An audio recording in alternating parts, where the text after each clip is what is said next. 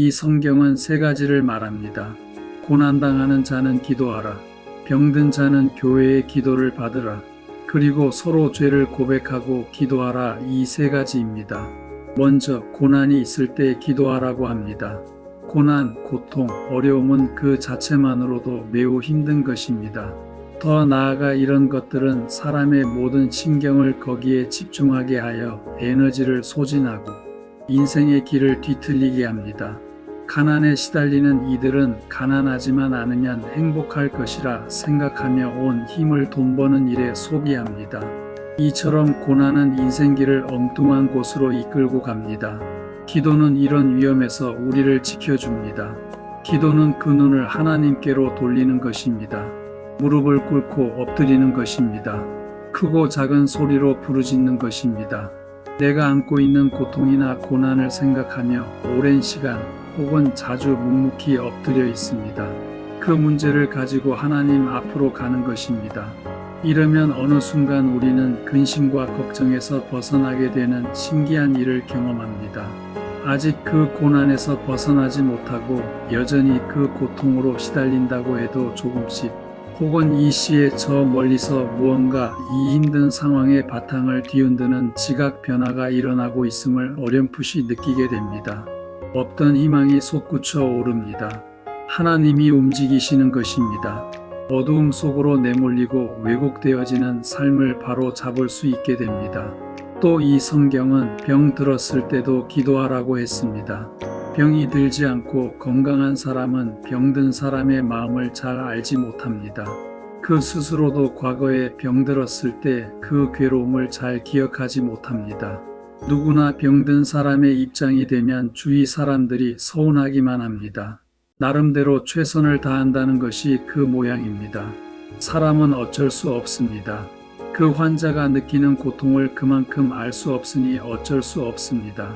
실제로 큰 병이건 작은 병이건 일단 걸리면 얼마나 고통스러운지 모릅니다. 몇 초마다 쉼없이 밀려드는 고통은 진이 빠지게 합니다. 이런 것은 겪어봐도 잘 모릅니다. 지금 당장 내가 고통을 당할 때에야 알게 되는 것입니다. 이런 때는 기도하기도 힘듭니다. 도대체 기도가 안 됩니다. 믿음도 생기지 않습니다. 하나님은 저 멀리 서 있는 타인처럼 보입니다.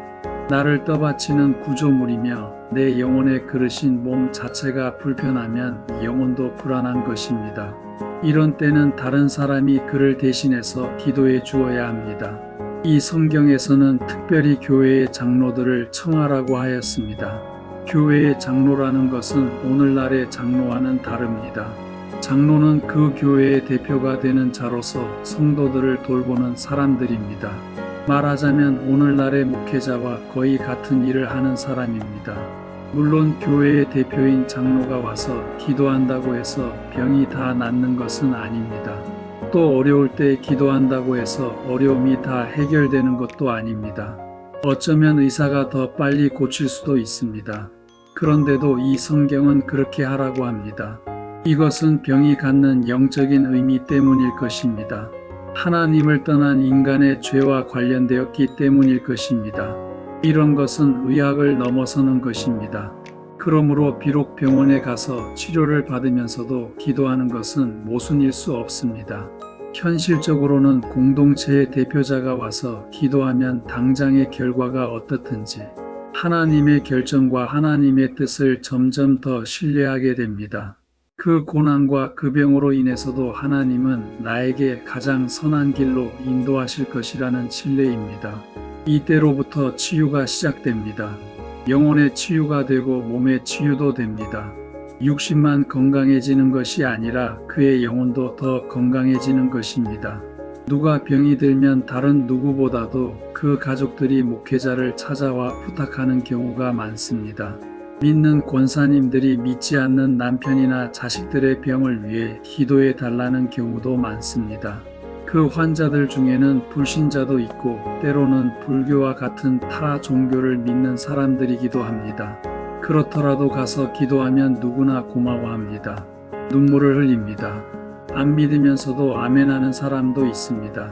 하나님께서 병을 통하여 그 사람의 마음을 여시고 그 돌밭과 같은 마음을 부드럽게 하시는 것입니다. 육신에 눌렸던 영혼이 병으로 육신이 약해진 틈을 타 그 자리에 임하시는 하나님을 감지하기 때문인 것 같습니다. 저도 언젠가 기숙사 생활을 할 때가 있었습니다. 목회자가 되기 전 직장 일을 할 때였습니다. 주말인데 돌봐주는 사람이 아무도 없이 혼자 기숙사에서 괴로워하고 있었습니다. 그때 같은 교회 다니는 대학교 후배가 오더니 기도해 주는 것입니다. 그 기도가 왜 그렇게 은혜롭던지 오래된 지금도 잊혀지지 않습니다. 기도를 잘해서가 아니라 그것이 기도였기 때문인 것 같았습니다. 그 후배가 와서 조용히 기도할 때 함께 임하시는 하나님의 은혜를 느낄 수 있었습니다. 환자를 위해서 기도할 때 죄의 문제에도 도움을 받게 됩니다. 15절에 혹시 죄를 범하였을지라도 사함을 받으리라고 했습니다. 병은 단지 육체의 문제만이 아니라 영혼의 문제와도 연결될 수 있습니다. 그래서 성경은 병을 말하면서 죄의 문제도 함께 언급합니다. 물론 이런 죄는 인간의 총체적인 죄라기보다는 개별적인 죄일 것입니다. 다윗도 우리아의 아내를 범한 후에 선지자 나단으로 통해 죄의 일부를 용서받았습니다. 특별히 죄로 인하여 병이 들었다는 깨달음이 있다면 서로 고백하며 병이 낫기를 위하여 기도하라고 말씀하십니다. 이때 고백할 상대는 신뢰할 만한 사람이어야 합니다. 신뢰할 만한 사람이란 남이 범한 죄를 흥미거리로 여기지 않을 사람입니다. 모든 사람이 다 죄인이라는 사실을 충분히 인식하는 사람입니다. 죄를 고백할 때 정죄부터 하지 않고 불쌍히 여길 만한 사람입니다. 어떤 사람이 죄를 지었다면 무조건 벌레 보듯 대하는 사람들이 있습니다. 평생 그 사람에 대해 편견을 떨쳐버리지 못하기도 합니다. 이런 사람은 안 됩니다. 기도자 본인이 그런 기도를 감당하지 못하는 것입니다. 그런 것을 충분히 감당할 수 있는 사람이어야 합니다. 죄인을 더럽게 보는 것이 아니라 불쌍히 볼 수 있는 사람입니다. 그와 함께 본인도 그에 못지않게 더 악한 죄인이라는 사실을 알고 있는 사람입니다. 그러기에 같이 아파할 수 있는 것입니다. 이렇듯 환자가 스스로 죄를 고백하고 또 그 고백을 들은 사람이 그 사람을 위해서 기도할 때 병도 고침을 받겠지만 또 그 사람의 죄도 사함을 받으신다고 하십니다. 이 역시 육신의 병은 의학적인 면만 있는 것이 아니라 영적인 의미가 있음을 말해주고 있습니다. 그러므로 병자를 위해 기도해야 하고 그로 인해 그 육신과 영혼도 고치는 것입니다. 병은 그 사람의 육신에 빈틈이 생겼음을 보여주는 것이며 더 나아가서는 그의 영혼에 빈틈이 생겼음을 보여주는 것이기도 합니다. 이때 육신만 고친다면 절반만 고친 것입니다. 육신과 영혼을 다 고쳐야 합니다. 누가 병이 걸리면 믿는 이들이 둘러서서 손을 얹고 기도하는 것이 좋습니다. 교회에서 정기적으로 모든 환자를 위해서 기도해 주는 것도 바람직합니다. 기도는 허공에 사라지는 말이 아닙니다. 하나님이 들으시기 때문입니다. 그 기도는 하나님의 기억에 남아 있습니다. 하나님은 잊어버리지 않습니다. 영원히 기억하십니다. 하나님이 기억하신 그 기도는 하나님의 계획이 되고 능력이 실리고 일정이 잡히며 실행이 됩니다. 역사를 일으킵니다. 변화가 일어납니다.